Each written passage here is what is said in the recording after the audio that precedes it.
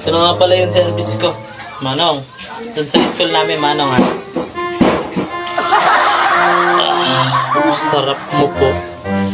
Grabe, ang ganda dun sa labas oh. Ito yung mga ulap. Manong, alis sa badaya. Gusto ko ano eh.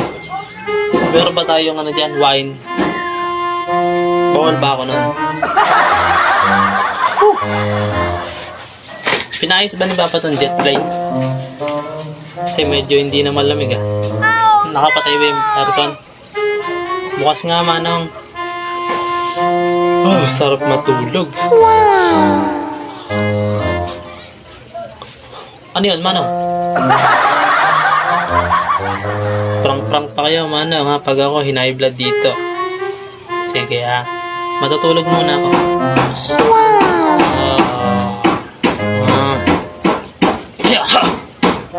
May kalaban. Sino kayo? Nanaginip lang ako.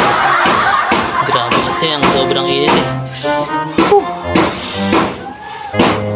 Anong ano eh? Ah, yun pala yung ano. Ganda pala nun. Parang ang lilit nila, parang langgam sa matasa. Manang malayo pa ba tayo? What? Malayo pa? Gusto ko lapit-lapitan mo naman ha. Nidlip lang ako. Ano ilang oras na? Dapat 2 seconds na doon na tayo. Manong nga, jet plane to ah. Ayos-ayusin nyo naman.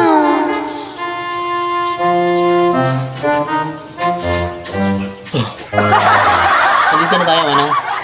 Sige, bababa na ako.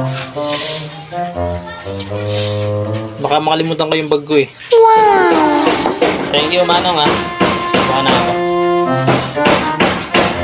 Few moments later, one eternity later. Diyan ako Manong. Uwian na namin. Aray ko. Ano kayang ulam ni Mama doon? Luto ni Mama. Alam mo ba Manong? Sino naman nagusto itong bangkuhan ka Manong?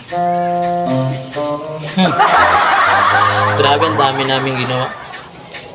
Nag-ano kami, nagsulat 500 million words. Pero okay lang yan. At least ito. Sarap talaga mag-aaral. Ayun talaga ang susi sa kahirapan. Mag-aaral. Tutulog mo na ako Manong ha. Gising mo na ako pag nasa bahay.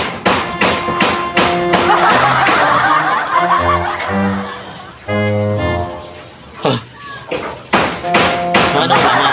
Sige yung tumawag ng tawag. Ano ba yun? Sige Manong, ito muna.